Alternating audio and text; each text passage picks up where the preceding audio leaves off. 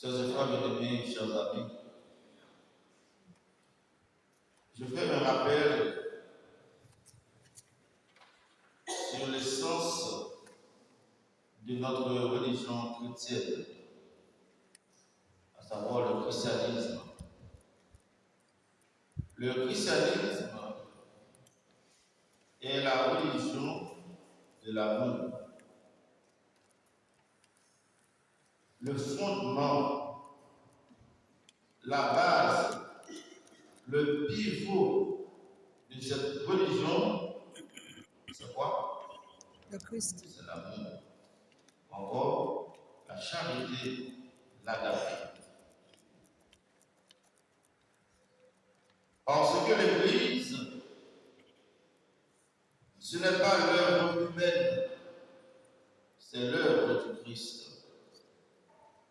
Tu es Pierre, sur cette pierre, bâtirai mon Église.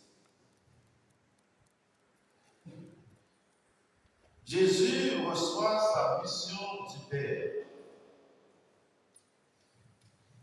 Le Père qui est tout amour. Par amour, il envoie son Fils dans le monde, non pas pour nous juger, mais pour faire quoi? Pour nous sauver.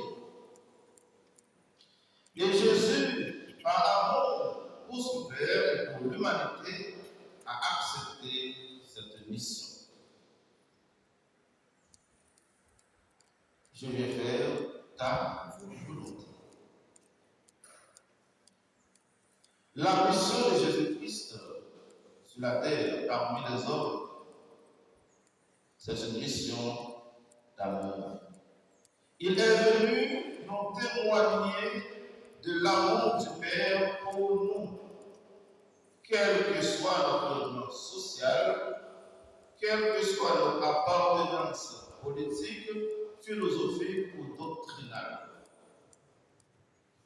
La première chose que Jésus est venu faire sur la terre, c'est de nous témoigner de l'amour du Père. De nous dire que nous sommes des aimés de Dieu. Nous sommes créés par amour. La création, c'est l'œuvre de l'amour de Dieu, Père, Fils et Esprit Saint. Puisque le péché nous a arrachés de cette amitié, encore par amour, Dieu tient à nous sauver du péché. Il tient à nous délivrer de la mort. C'est ainsi qu'il envoie son Fils pour opérer ce que nous appelons le mystère du salut. Le mystère de la rédemption, qui est encore le mystère de l'amour. Jésus est venu pour tout le monde, juifs, samaritains, grecs, de nos jours peut ajouter africains, américains, européens, asiatiques, et l'autre c'est océanien. Donc il est venu pour tous les peuples, pour toutes les nations. Ce que Jésus a reçu de son Père, qui est l'amour, il le transmet d'abord à ses disciples, et ensuite les disciples vont distribuer, vont transmettre cet amour. Qu'on soit juif, grec ou autre, tout le monde a droit à l'amour de Dieu. Et c'est ce qui va conduire Pierre, le chef des apôtres, à la maison de Corneille. Corneille est un centurion romain, c'est-à-dire un chef. Il avait des soldats sous ses ordres. Et voilà, au nom de cet amour universel, par l'inspiration de l'Esprit Saint, Pierre va se diriger vers Corneille pour dire que le salut de Dieu, l'amour de Dieu n'est pas réservé uniquement à un petit peuple. Le peuple d'Israël qui a été choisi par Dieu, qui est considéré comme le peuple élu. Mais à travers le mystère de la rédemption opéré par le Christ sur le bois du Calvaire, ce salut va devenir comme de l'air. Ce salut va être répandu dans le monde et qui va rendre possible l'expansion de ce salut. Ce sont les apôtres. Comme le Père m'a envoyé, moi aussi je vous envoie. Avec le même Esprit. Et Pierre est arrivé, voyant les merveilles de Dieu dans cette famille, voyant la manifestation de l'Esprit Saint dans cette famille, Pierre a pu comprendre qu'il faut baptiser la famille, qu'il faut intégrer cette famille dans le salut de Dieu. Donc, ce salut qui était concentré, enfermé sur le territoire palestinien, se déplace pour aller vers les autres. Et Pierre a pu comprendre que Dieu est impartial.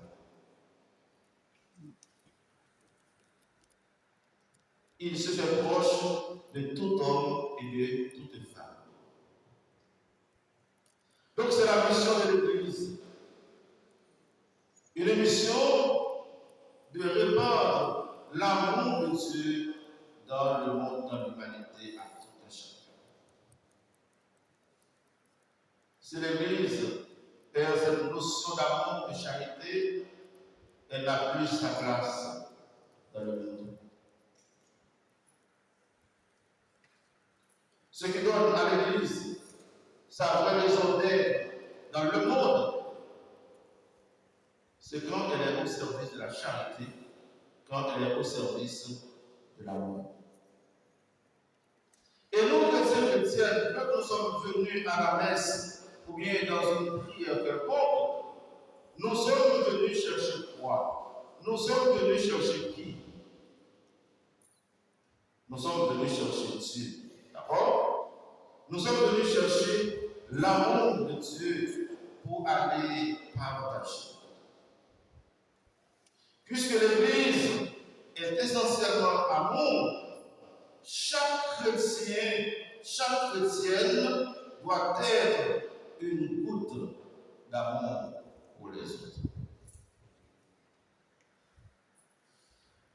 L'Église accueille tout le monde avec leur haine, avec leur méchanceté, avec leur colère, avec leur rancune. Pour faire quoi? Pour faire quoi? Pour nous transformer. L'Église, c'est comme un centre de santé qui accueille toutes sortes de malades, mais avec la mission d'apporter la guérison à ces malades. Donc, quelqu'un qui est chrétien depuis 10 ans, depuis 20 ans, depuis 50 ans, qui n'est pas touché, qui n'est pas imprégné par l'amour du Christ, tu dois te questionner. Depuis tout le temps que je suis chrétien, que je suis chrétienne, est-ce qu'en réalité, je me suis laissé transpercer et traverser par l'amour du Christ? Est-ce que j'arrive à faire ce plongeon dans l'océan de l'amour du Christ? Qu'est-ce que je partage de ma famille? Qu'est-ce que je partage dans le voisinage? Qu'est-ce que je partage dans mon lieu de vie, dans mon lieu de travail? Comment est-ce que je me comporte vis-à-vis des autres? Pierre d'aller chez Corneille, qui symbolise la race aérienne, sans porter de jugement, sans faire de critique, Il apporte quoi? La parole de Dieu. Par sa présence, l'Esprit Saint descend sur la famille. Quand nous sommes dans un endroit quelconque, frères et sœurs bien-aimés, qu'est-ce que notre présence attire? Est-ce le bonheur ou le malheur? Qu'est-ce que nous apportons par notre présence? Quelle parole que nous apportons? Pierre apporte la parole du salut, la parole de délivrance, la parole de rédemption. Parce que Pierre était imbibé par l'amour du Christ. Jésus l'a appelé avec ses défauts, mais Pierre a été guéri. Pierre a été pétri par l'amour du Christ. Il a été transformé. C'est vrai, dans un premier temps, il a abandonné le maître, mais après, il a accueilli l'amour du Seigneur. Pierre, est-ce que tu m'aimes, le Seigneur? Tu sais que je t'aime. Père qui m'aime, prends soin de mes amis.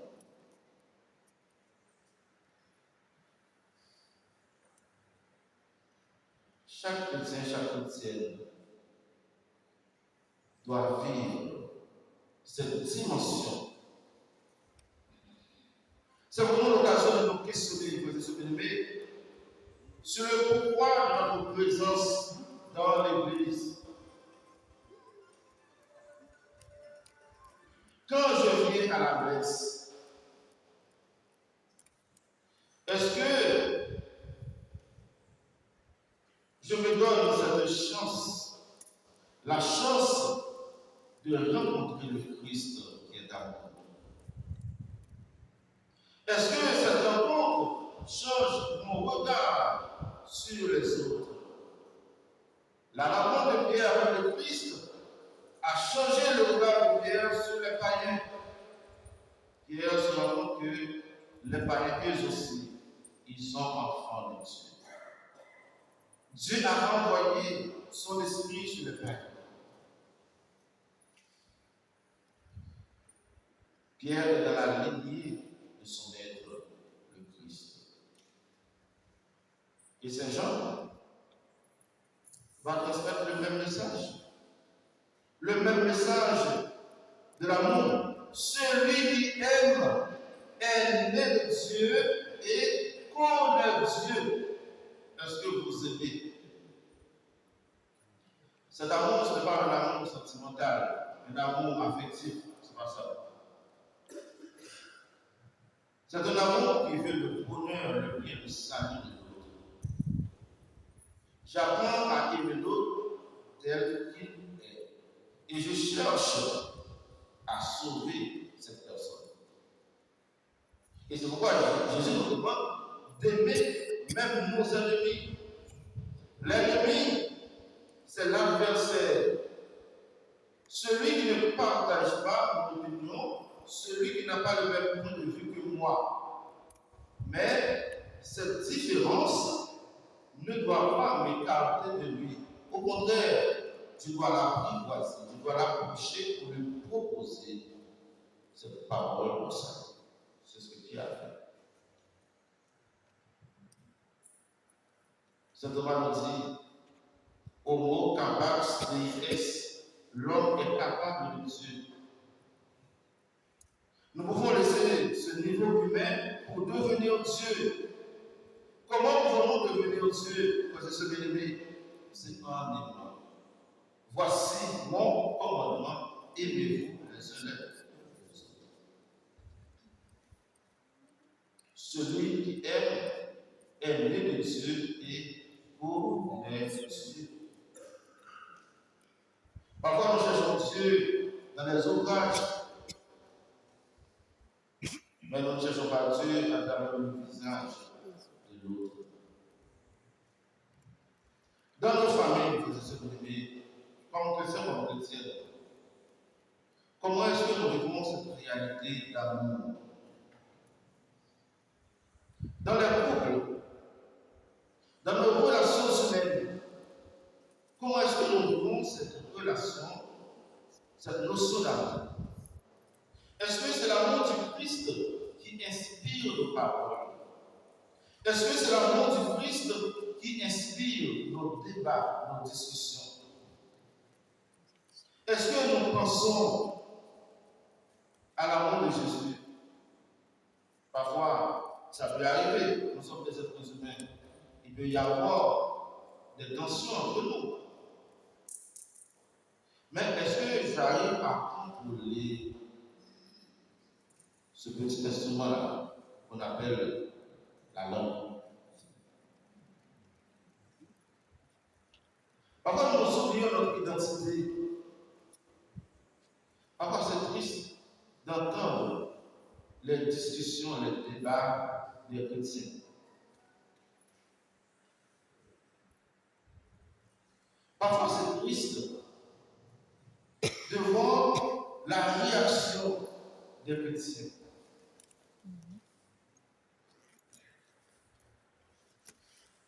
C'est-à-dire que nous ne sommes pas encore pétris par cet amour de Dieu. Mais il n'est pas trop tard. Nous pouvons nous reprendre, nous pouvons nous ressaisir. Regarde Jésus devant les menaces, devant la méchanceté humaine, devant Pilate. Il est resté lui-même avec son discours, avec son comportement. Il n'a pas changé. Tu m'as frappé pourquoi? M'as-tu frappé? Qu'est-ce que j'ai dit de mal? Si je m'ai parlé, pour moi, ce qui est mal. Si je t'ai parlé, pourquoi me frappes-tu? Voilà une parole qui pousse à la conversion. Et ce soldat au bout de la croix a témoigné en disant vraiment, cet homme était fils de Dieu. Est-ce que nous avons cette maîtrise? Souvent dans les institutions, on fait toujours des séminaires sur la maîtrise de soi. Partout. Parce que dans toutes les administrations, on fait des séminaires sur maîtrise de soi. Pour apprendre aux gens à apprendre à se maîtriser.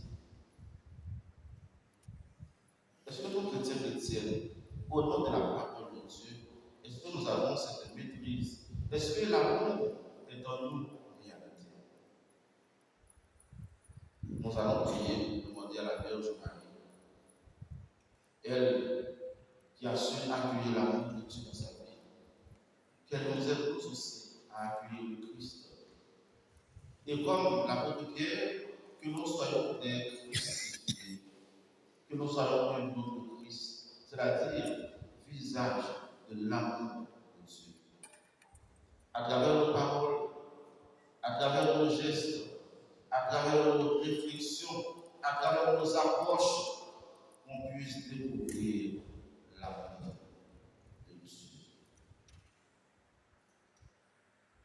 Ce n'est pas à l'amour de se transformer en haine, mais c'est à la haine de se transformer